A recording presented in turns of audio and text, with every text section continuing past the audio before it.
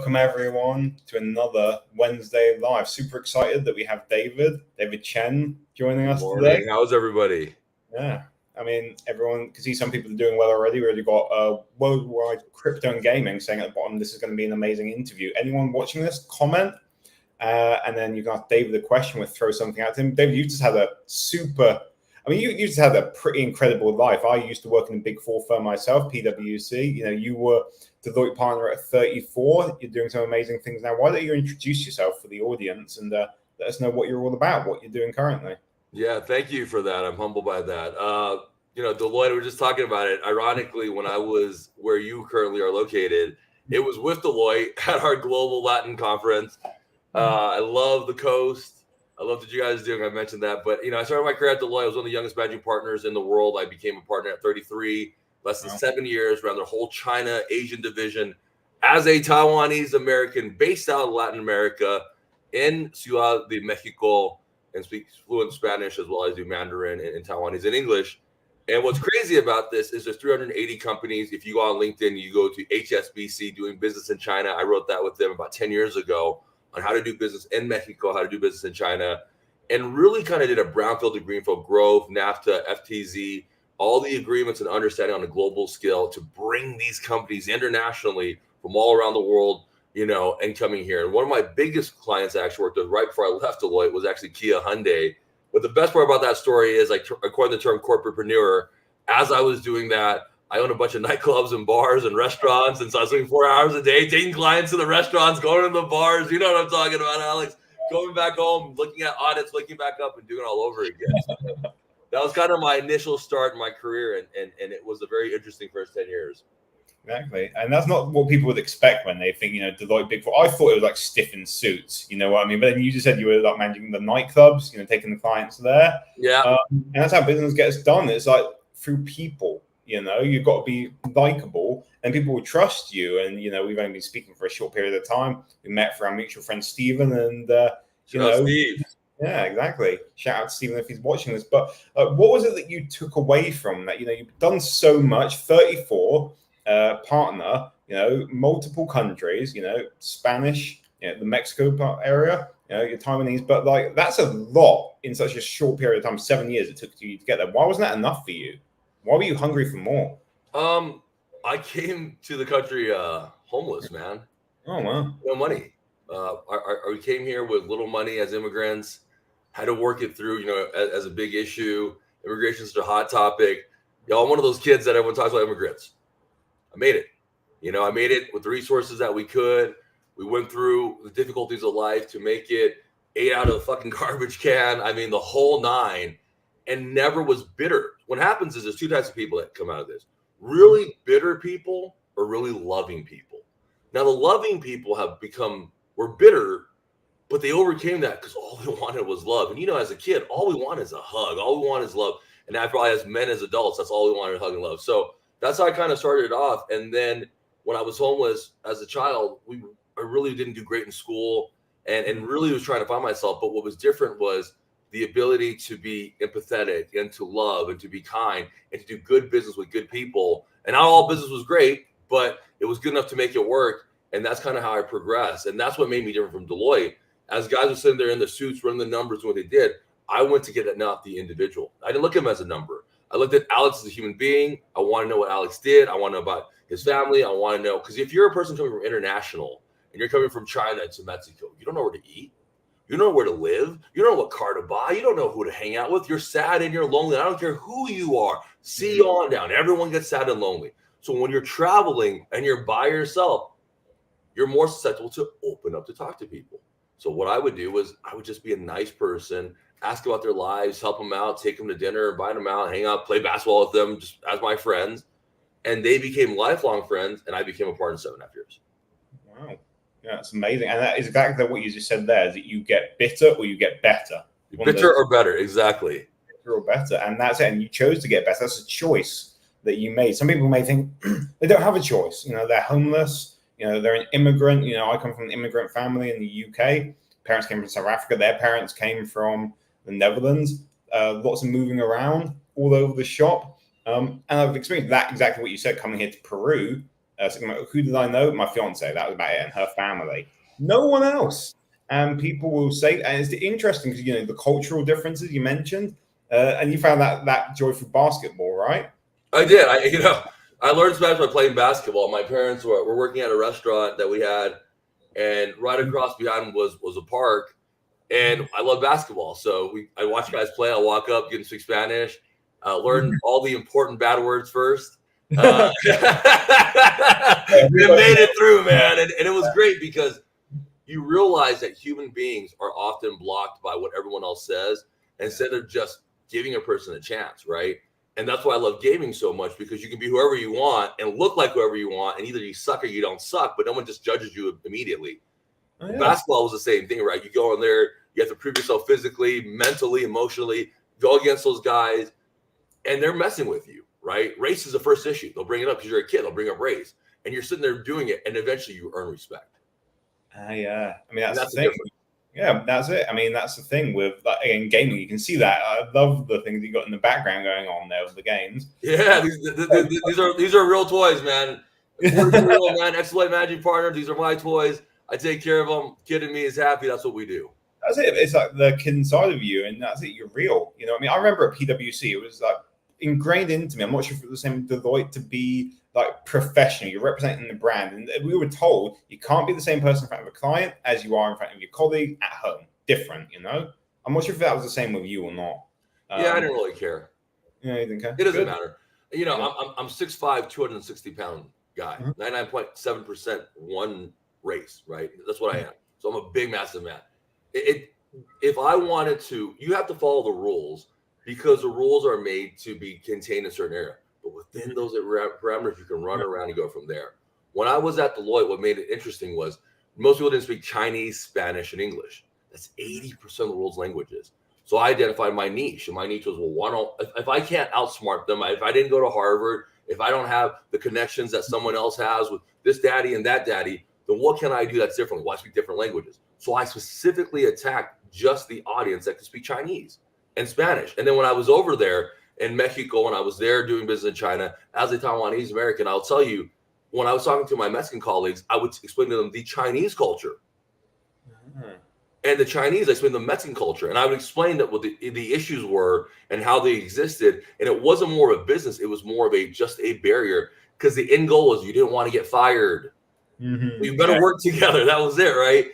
And most people, they end up getting fired because they work themselves up to a position where they can no longer handle it. Right? Exactly. And so what we did was, in a short amount of time, we identified that. We had 5 guys that could speak basically 80% of the world's languages. We did $1 billion in transactions. We had won the 2010 Global Center of Excellence Award, and did millions of dollars of business all around the world, and brought in 380 companies. And that was pretty exciting. Wow. Damn. I mean, that's pretty epic. Epic is like the only way I can describe it. I can see, you know, you got people on YouTube like throwing out fire over there. Yeah, housing. Great to see both of us. Anyone wants to comment, ask David a question, throw it out. Yeah, but I mean, what you said, like that again, that isn't. It sounds like almost an overnight success. But you said yourself it was 7 years. You went through the hardships and everything like that. Oh, I got fired. You got fired when I first started. Let me tell the story. How I got the job was, I didn't look for the job at Deloitte. So what happened was, my senior year, both my parents had a heart attack. They're in their 40s. Now in my 40s, think about that. I'm like, what the heck? That's crazy how young that was. But I had messed around in school, and I had to take accountability for it. But I didn't want to take accountability in my 20s. I'm like, it's everyone's fault. Cry. Because we're 20s, right? It's everyone's fault but our fault, right? We forget that we were recently boys, and now we're forced to be men, right? So all of a sudden, I have no idea what I'm doing. They both had a heart attack. I had to go home. My sister, who's smart, skips a year. Of course, she skips a year. And now they can afford one person to college. I'm big bro. I already did my 6 years. I didn't finish. I left. I let her finish. What happened was, I spent 2 years working at my parents' restaurant, a dead-end job, trying to keep our home. Well, all my friends were driving BMWs, getting big jobs at PwC, working at Honeywell, making 80, 90, 100,000. I'm scraping by for $2, $3 tips.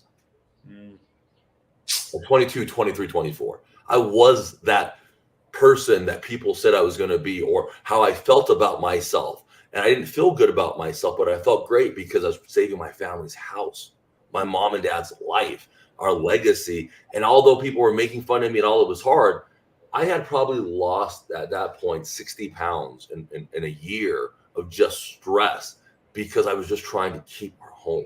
Now, 22, 23 years old, most of us can't fathom it. But when you come to the country homeless the first time and has to happen a second time, let me tell you, it's a rude awakening about your lack of gratitude. So then I get to what happened one day is this guy named Fossil Garrett, rest his soul, started BPO, started Deloitte, is eating at my parents' restaurant. This is where I hire most people, at restaurants, because they can multitask, they can think, and they hear everything. So now I know what's going on. I know what Chinese people are coming into town because they'll get the Chinese restaurants that we ironically own. Right? So now we're talking to them, and the guy says, we need somebody to speak Spanish, English, and Chinese. They did a global search at Deloitte. There weren't that many people. There was nobody. I was the first one that they knew that jumped on. And when I was at Deloitte, we had 5 people that could speak those languages. 4 worked for me. That's how hard it is to speak Spanish, English, and Mandarin in the world. Wow. I mean, and that's it. It's like your uniqueness. You know? It's very unique and allowed us to put that business together, right? It's because they were doing NAFTA or trade and all the end zones and understand a global economy in a way that most people don't understand because they didn't understand every part of it. They understood one part of it. That's how I became partner so shortly. And then the actual taking care of the people, the experience, the way that I make you feel, the way that you first saw at Disneyland, that experience is so epic in business. That's what made me partner 7 years. I mean, exactly. And this is something that we all feel it. You know, that's why we spend, what is it, $5, $6, $7 for a coffee at Starbucks or wherever it is, wherever we can get the best experience. Why do we buy MacBooks when you can just get a PC? Why do that? You know, in a few weeks, I'm going to be in Florida. I'm going to go to Disneyland. Experience, you know, I want that experience. We all want it, but it goes beyond just that superficial brand name or anything like that. It's the way that you make people feel about themselves, which you get, you know, you give that vibe off. You care about people. So many, I suppose, just, you know, that I don't know if it's like learned from, you know, what you went through, you know, growing up, or if it's something that you had to teach yourself, really, where it comes from, this whole way you look at things, the way you see things, you know? It came from self-healing and self-love.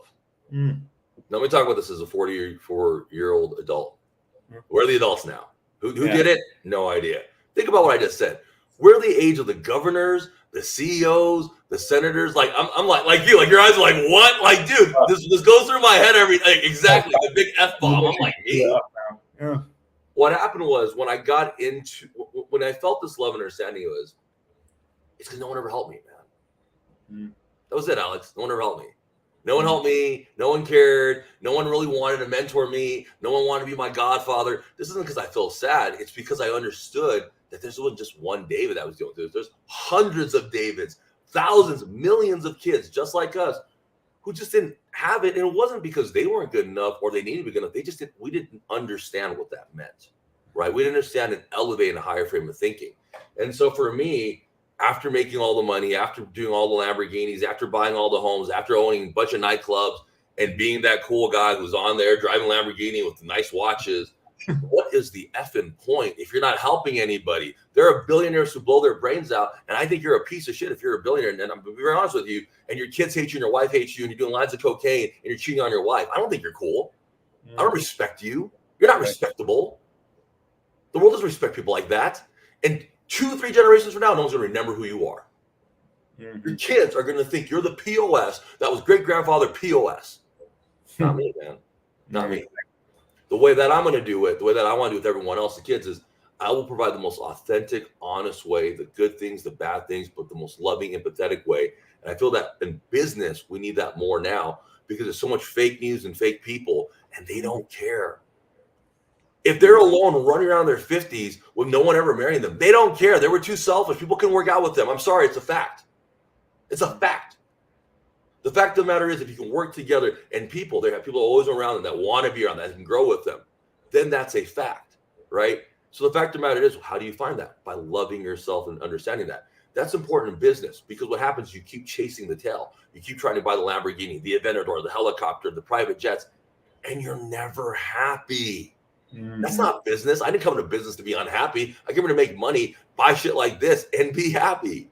Exactly. Yeah. Exactly. That's what you were just saying. Bitter or better, and you chose love. I think people are starting to tap into that now. I mean, it's not the case that we're going to go into like a business meeting and all start getting lovey-dovey with one another. No, but you have to feel it inside, and how you feel inside is going to reflect your outsides.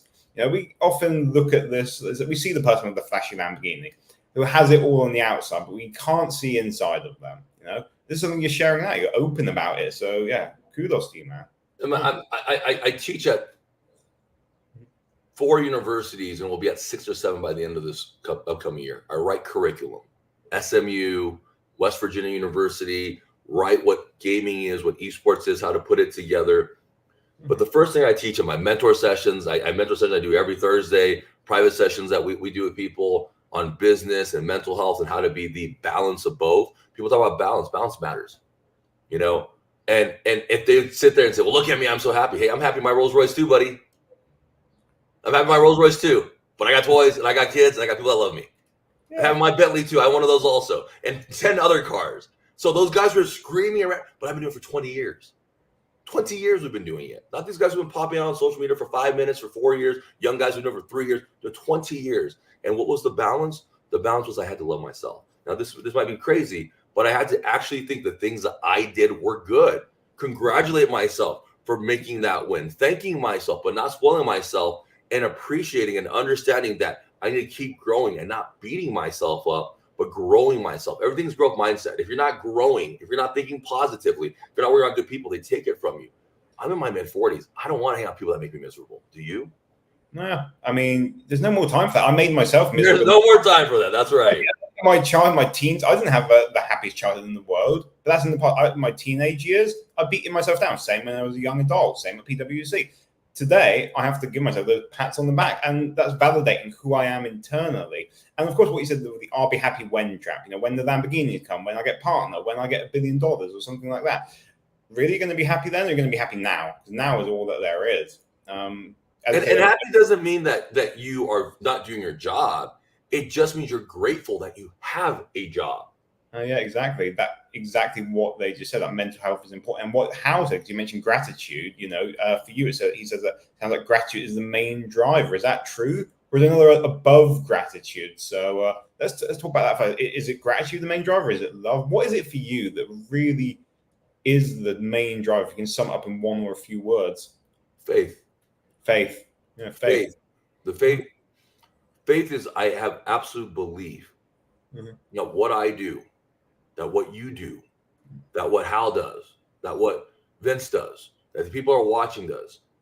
We have the right and the ability to make the absolute best of it by helping the most people in the best way. And the only thing is mindset. And I'll prove this to you. If you go on social media right now, which everyone does, and you start scrolling, which everybody does, the only difference between those people and you is they had the balls to be on social media. That's it. That's it. There's no difference. They're not the expert. They don't have someone running the production. They don't have someone buying the best stuff. They just had the guts to do it. The balls. I remember the 80s, man. You had that balls. The balls to do it. That's it. And they didn't care what this person said or that person said. You just block them. We grew up where kids were talking trash. You would deal with it. Now it's one of those things where they're doing it. You block them. You think more about the 1 or 2 people that you help change lives. That's worth the 25 people, the 100 people that are talking badly. And so for me, that's why I look at it. I know that when we do these things, there's going to be good, but let's what comes to the territory? People are going to talk crap. People are not going to be nice. People are going to try to humiliate you. They're going to try to hurt you. They're going to try to take their life. That's so sad. They don't like things, and they'll take it away just to destroy you. Why? So for me, if I know that, I don't even deal with it. It's like it makes no sense. So I don't even deal with it. Yeah, makes no sense. It's nonsense. You know? It's nonsense. It's not sense. Nonsense. Exactly. Yeah. There's no sense. But that's the thing is that you can feel and you hear that service orientation you have, that you have such a belief and a passion for people. That's, I guess, why you do the teaching at the universities, right? Yeah, I mean, it's kind of crazy. My grandpa left Taiwan and didn't want to be in China because of the education system, what his beliefs were at that time. And so when we start talking about education, it's so very core to our family and near. And I don't think you would have ever thought that I was teaching. Unfortunately, he passed away before he knew it. I think I mentioned it right before he had passed away. But, teaching at these universities, it's not obviously for the money. Teachers definitely need to get paid more. It's because I really care. But let me tell you the levels I'm teaching. I'm teaching guys that are like at professional companies like the Chickasaw Nation or Sony PlayStation or Fanatics. I'm not teaching 22-year-old kids. I'm also teaching that too. But if the heads of industry are learning from us at SMU certification or majors and minors at WVU or capstone projects at Lambton College, they're learning the one true fact is, which is the current space. 99% of people of 30 and under play video games. $300 billion industry, 3 billion people. How many dollars does your company have of that? And if that doesn't matter, look at Sears from 1980. Look at JCPenney from 1980. Where do they exist now? 85% of the Fortune 500 in the 80s no longer exist because they didn't adapt and change. Yeah.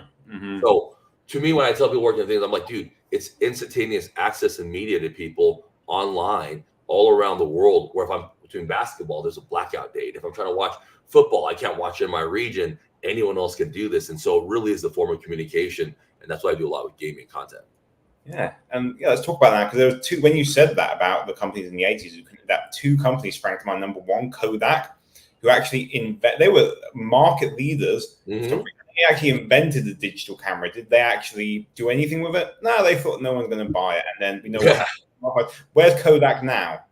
Second one I was thinking of was Sega. I remember playing the Sega Mega Drive and Sega. Yeah. And now that then there was Sega versus Nintendo.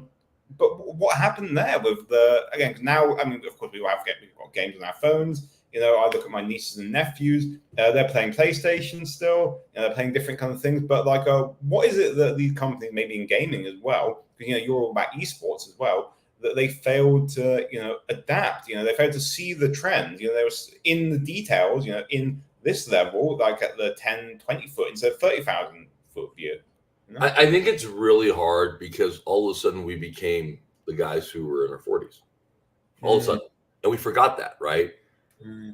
I was at a business speak up yesterday when I was keynote speaking at, and one of the people in the board members I went to junior high with, and she's sitting there and she's speaking on YouTube, and she says, I don't want my kids to watch YouTube because I don't know what's on there. And I'm squirming in my chair. I'm like, I'm gonna say her name, like Layla. I'm like, come on, man. We went to junior high. I know exactly what music you listen to.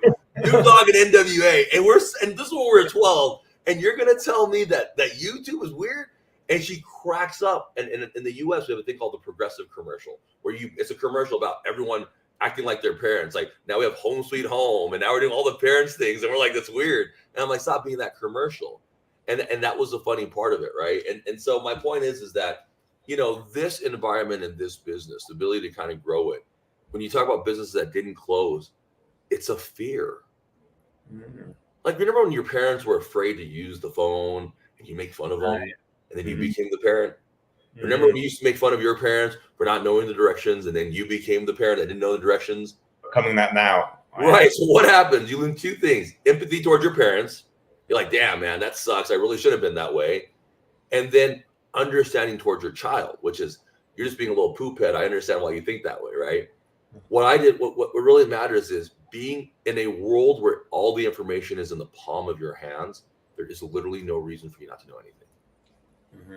So if you can read the AI and understanding it and not overthinking it, it's what a lot of people do is they say, it's impossible. It's not impossible. They already will block. They will self-sabotage. They will tell you why it won't work first. And when people do that to me, my first question is, can I ask you a question? I go, yeah. I go, why is it every time I ask you something, the first thing that comes out of your mouth is why it won't work? What in your life was so traumatic or hurt that everything it won't work? What happened to you? So I asked that question to my team, and they're stunned when I ask that question, because your brain should be thinking it can work, or how can I make it work, and then it won't work. But it's an automatic, it won't work. And that's what happens to everybody. And this is how I beat everyone in my career. When I came to Deloitte and I was in El Paso and I was at Juarez, and I was sitting there talking about what was going on, and I was talking about China, it won't work. So all the senior partners passed. All the junior partners passed. All the managers passed. So this manager went and did it. That's the difference. When I asked for my job back, I didn't finish that part. I begged for my job back. I got that job at Deloitte. I got fired at Deloitte. And literally 6 months later, I sat there and I begged my job back for a 60% pay cut. Wow. And I gave them an added value. I said, listen, if you hire me back and I hit this goal, then you give me the whole entire year. I hit that goal, but I had one exception. I wanted to do it with Chinese people. I knew my niche. The niche on social media, the niche online, you have a voice. If Alex doesn't say something, if Hal doesn't say something, if Vince doesn't say something, it is flooded by a bunch of people who aren't good people, who are saying what they want and spreading misinformation. And that misinformation does what? It destroys kids, their souls, their self-esteem. You say something, if Alex changes one person's voice because Alex is a good man and thinks logically, then that's all we need to do. Mm-hmm. Right? So when I talk about that, when I talk about companies and trends and going online, the biggest issue is they don't care. The CEO doesn't care. They hire a 20-year-old to do this. There's this big disconnect. The 20-year-old is stuck because he can't tell them what to do.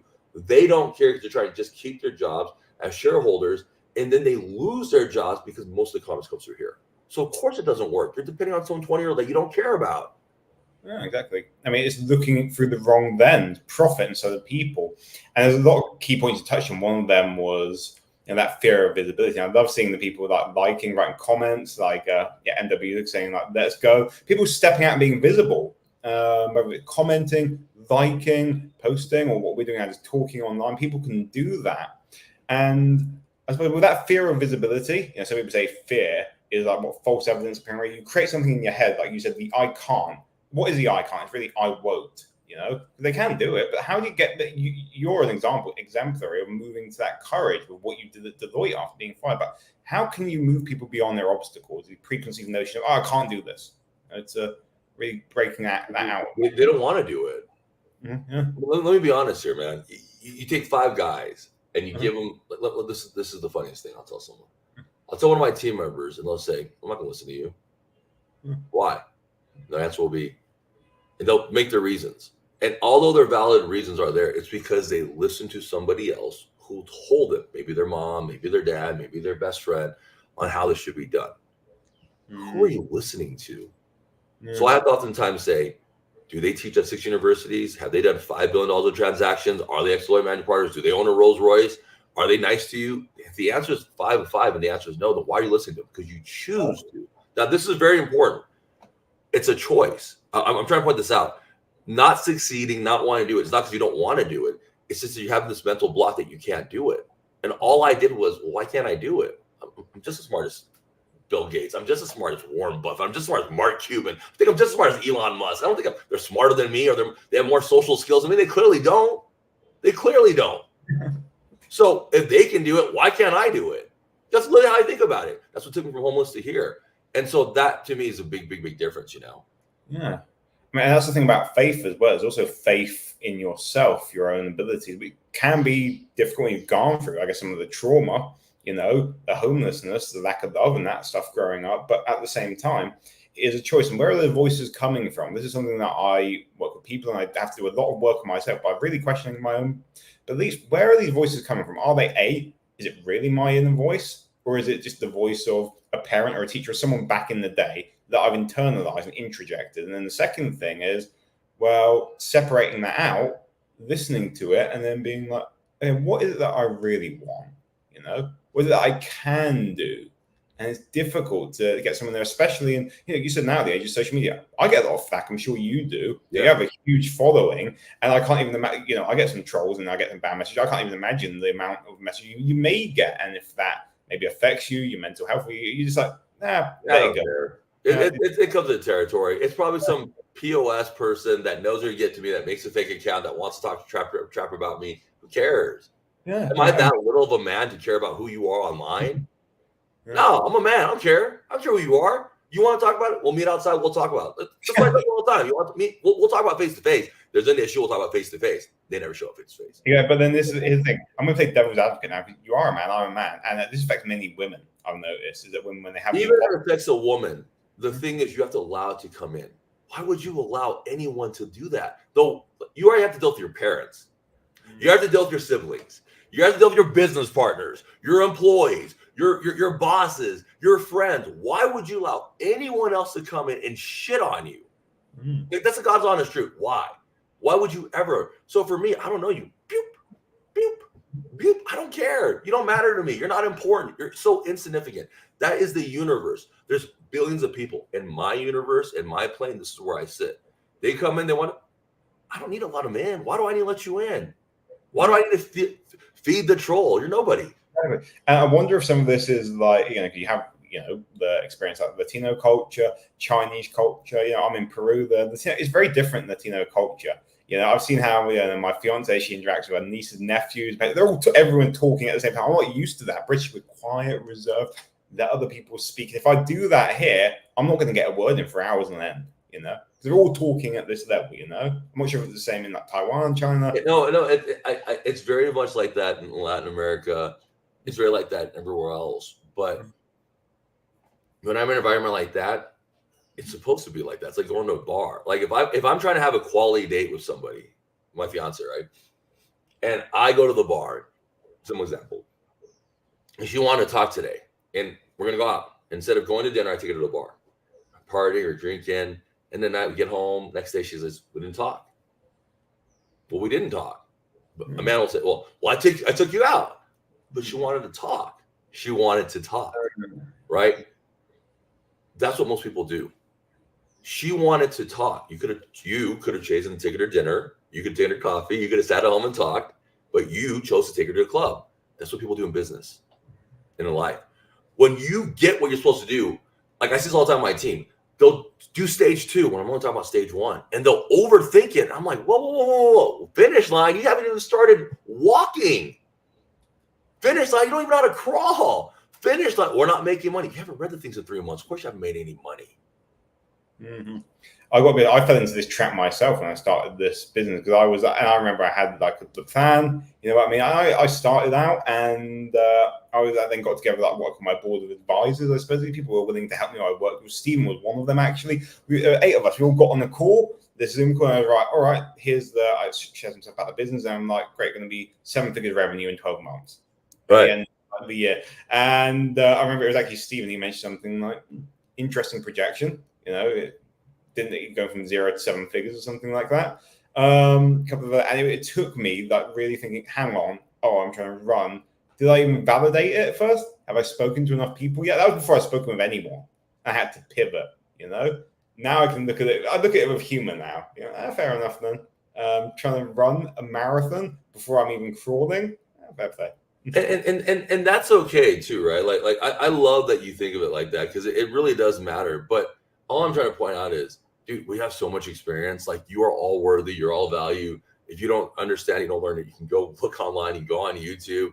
You consume things. You can consume education. And it doesn't have to be like, I watch a lot of TV, man. Don't get me wrong. I watch a ton of TV. I know what's going on in pop culture. I'm having TV. I watch WWE. I watch a lot of this stuff. But I know what's going on Bloomberg. You know what I mean? It just matters. It's how much you consume and the quality of consumption. That's a big important thing. I watch people speed reading. Dude, I'm smart, but I don't ascertain as much knowledge as I want to ascertain in a certain amount of time. So I think the quality of it really is important as well. And a lot of people will make more excuses like, I can't do it. That's 5 minutes of wasting time. 15 minutes of worrying about it, 30 minutes of bitching about it, 10 more minutes to think about it. It's an hour of your life. And then if you do that every day, that's 7 hours a week that you could have done something. I really say this, like 5 minutes and 10 minutes. It's like, oh my gosh, dude, you could have got it done. The thing is like letting go of the thinking, moving into action and application. Because I am a geek for consuming books about like all sorts of subjects, But it's what am I doing with this information? So it's really, and I get bombarded with it all the time because of like the future shock era that we're living in, with so much more information beyond our capabilities that when we can't go back to a world where it's just the newspaper is maybe what most people will read. So much information out, so many books, so many courses, so many this and that, and videos. What am I doing with it? So from now on, it's like if I look at something, I pick something, I have to do something with it. Otherwise, it's not worth my time. Not worth the read. Not even worth thinking about. Yeah, and I used to think it was about money that would make my time. Dude, am I going to be happy doing this? Can my band of brothers come with me? And and it's hard because I had to refine my strength in this. So let me tell you this, man. This is the hardest time of my life right now, Alex. People, you might not see it, but this is the hardest time of my life right now. It is the hardest. I'm at the point where my dad has gotten, it was an accident. He can barely walk. My mom has to have heart surgery now. Businesses are where businesses are. I'm in my mid-40s. People that I love have passed away, et cetera, et cetera, et cetera, et cetera. And you know how you can't tell? Because it doesn't matter. Think about the strength I'm telling you that. I have a job every day to wake up and take care of my fiance and my parents. I have a job every day to take care of my partners that I will die for, my friends who I will fight for. That is my job. Doesn't matter what they do to me. That's my job.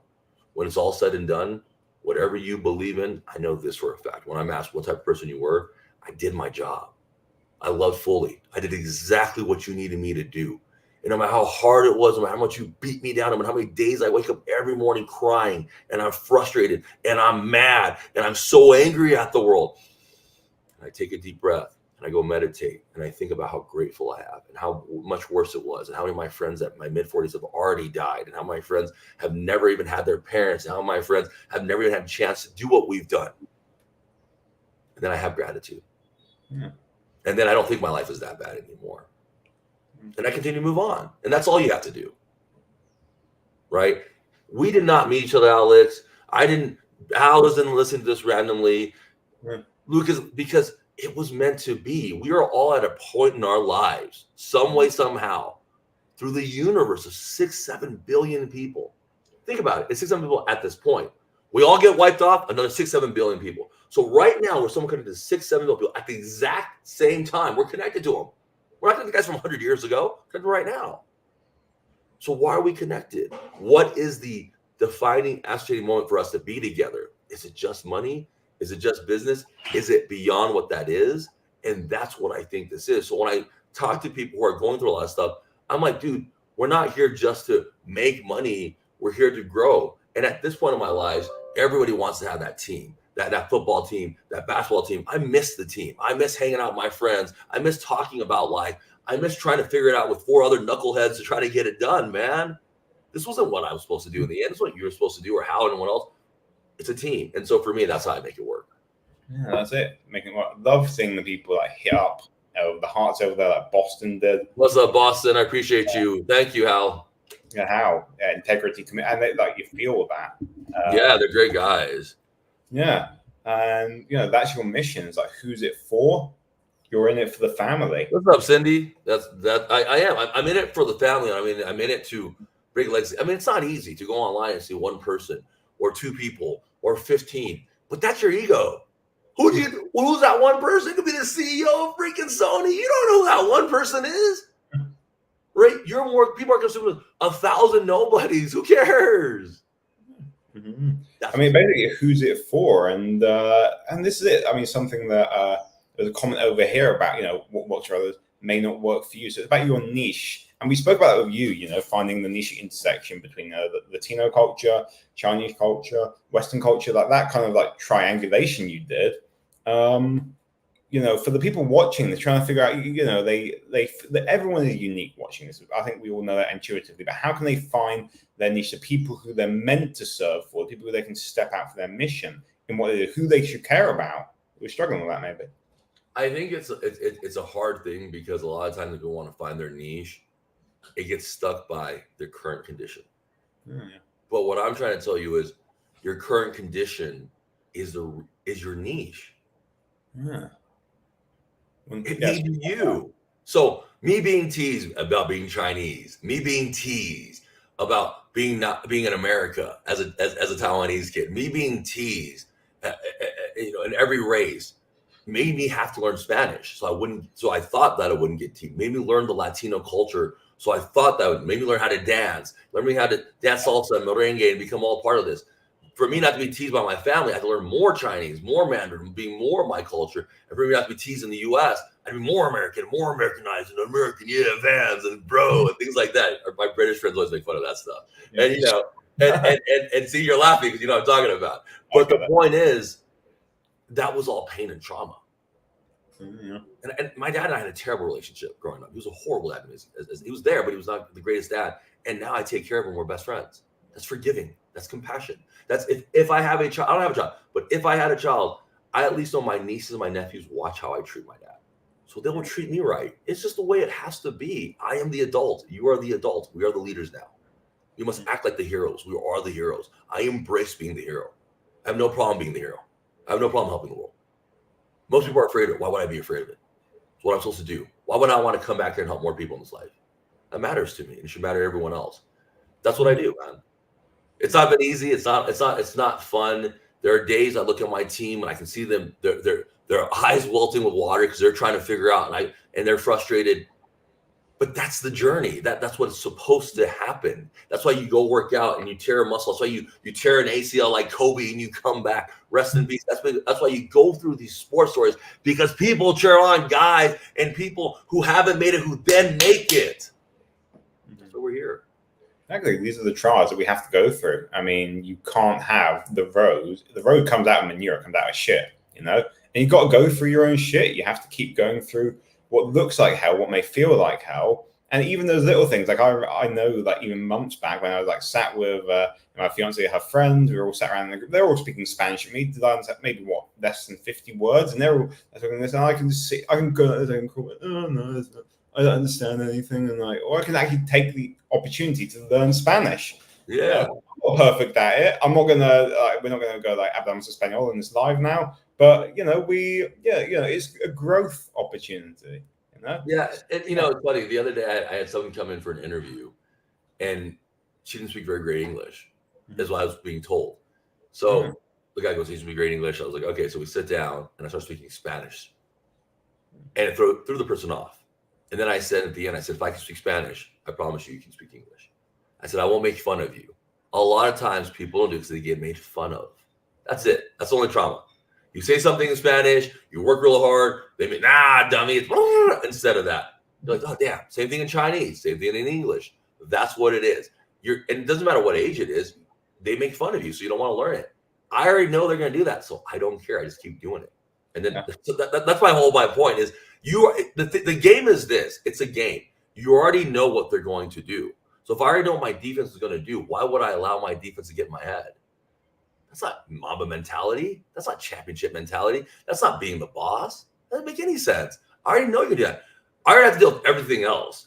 Misoperation, miscommunication, bad luck, good luck, rain, shine, all the other crap that I got to deal with. Why would I allow you to get in my head? Mm-hmm. Oh, yeah. I mean, going back to what you're saying about the self-love, that the love and laughter is that form of love. Like being able to laugh at ourselves. I can look back at things now and it's like, just joy. One of the 7 values I'm truly committed to. One of them is joy. And that's what I say every day. I'm committed to abundance, freedom, honesty, joy, prosperity, serenity, and the truth. One moment at a time, every moment of every day. And I feel that. I believe it every time I say it. And that doesn't mean I'm perfect. I'm not going to be joyful all the time. It's not about being happy, clappy, yay. Pie in sky thinking is embodying that joyfulness when stuff happens. Because people are going to laugh at you. Can you laugh back with them? Or are you going to get upset? Yeah, exactly. And the thing is like joy is extremely important, and it's important in business because the hardest thing is working every single day and you looking down and not even knowing that you didn't, and it didn't even go an inch. And working every single day and you grow an inch, and you're working every single day and it going backwards. And working every single day and it goes backwards. And working every single day, it's not even closer to the goal. And it's hard. Like it is the hardest thing in life. You something every single time get it. But what made you so special to get it first? Nothing. I do this to my team all the time. We'll be in the dead center of something amazing.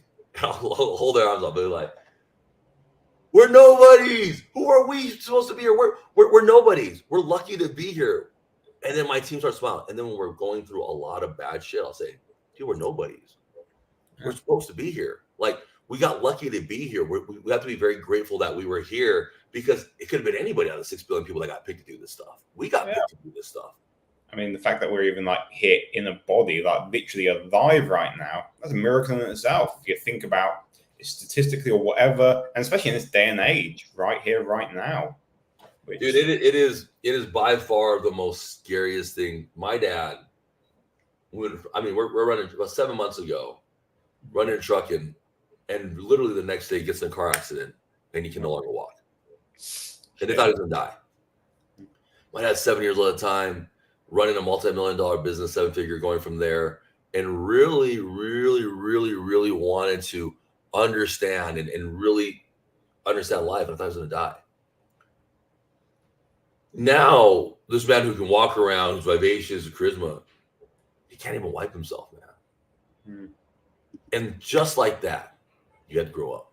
There's no more trauma. There's no more of that, because if you had trauma, the guy would be dead. Like, you have to physically take care of him. So you have to get over your trauma very quickly, right? That's what I had to do. And then re-trauma came back. Stuff that you would never think about. The stuff that you've healed. And you're like, well, I thought I healed this stuff. And it comes back again. And I start realizing all that was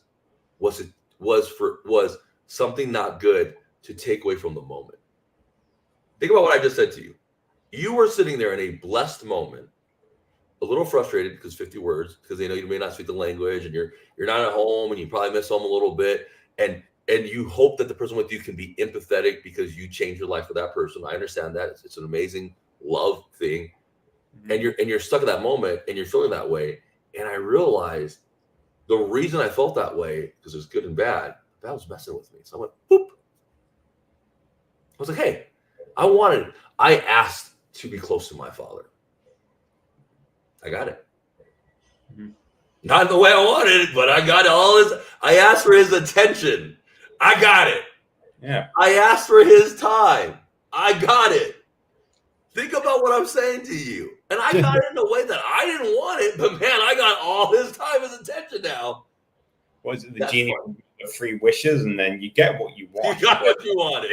It's what you want, but it's also what you need. Not just what you want, and life will give you what you after something. It will give it to you, maybe not the way you expect. But make no mistake about this. It came from a terrible place that went from there and then moved forward. And that's my point. Like, that's how it happens a lot of times, Oh yeah. No, we got a couple of minutes left. So I've got 3 more things to ask you. I'm going to give the first one to Howie. He's just saying, what about the fun stuff when you're shelving in the background? Oh man, I got so much fun stuff.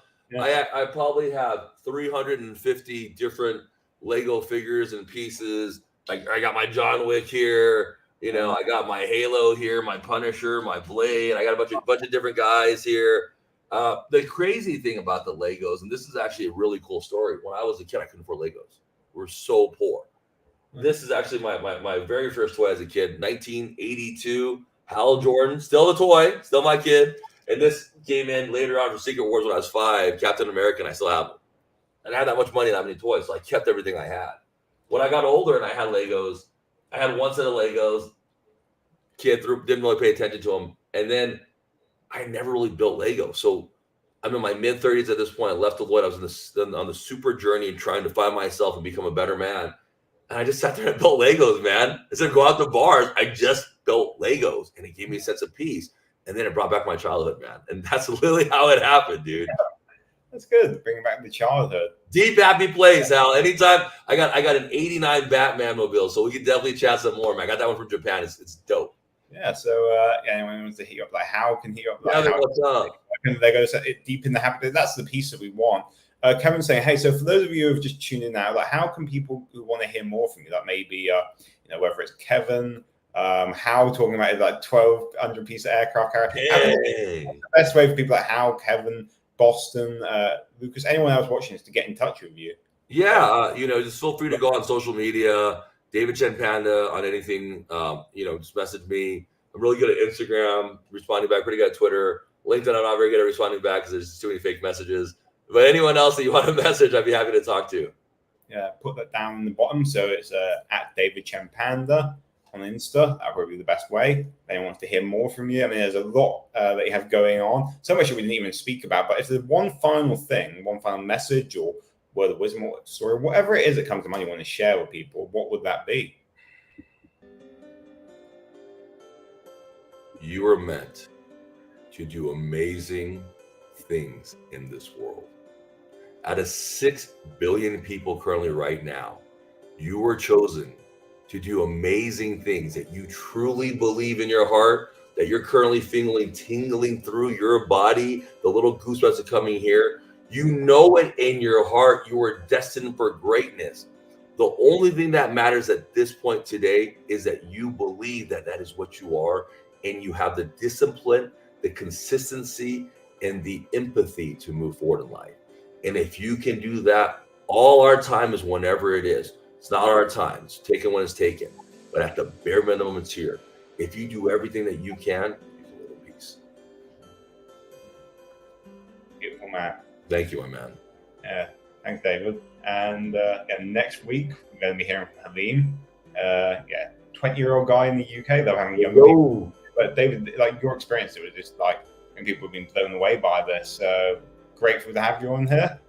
Thank you for having me. I appreciate it, man. Thank you so much, Alex. Thank you, guys. Thank you everyone that showed up. Kevin, Hal, Lucas, Boston, and Crypto, and whoever else is out there. Thank you guys so much for your time. Everyone, take it easy. Have a good night. Thank you.